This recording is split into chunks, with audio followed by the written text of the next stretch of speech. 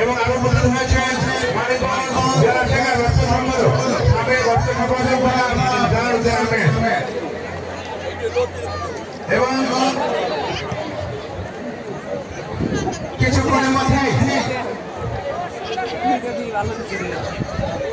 গেটের সামনে যুবদল ছাত্রদল স্বেচ্ছাসেবক দল যারা আছেন গেটের সামনে হালিম চাচা গেটের সামনে সুন্দরভাবে বিনয়ের সঙ্গে সামনের গেটটা ক্লিয়ার করতে বলেন।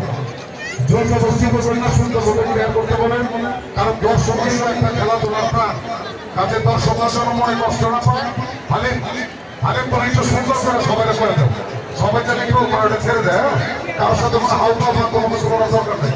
কারণ দর্শকরা মুখ প্রাণ। ধন্যবাদ। আমাদের মাঝে ধরে মানিকগঞ্জ জেলা বিএনপি সাবেক সাংগঠনিক সম্পাদক রবীন্দ্র ভাই হাবিব এবং আমাদের মাঝে উপস্থিত হয়েছেন জনাব আরিফ হোসেন, অ্যাডভোকেট আরিফ হোসেন, সদস্য আহ্বায়ক কমিটি জেলা শাখা। আমাদের মধ্যে উপস্থিত হয়েছেন জনাব শামীম মামুন, সাবেক প্রধান সম্পাদক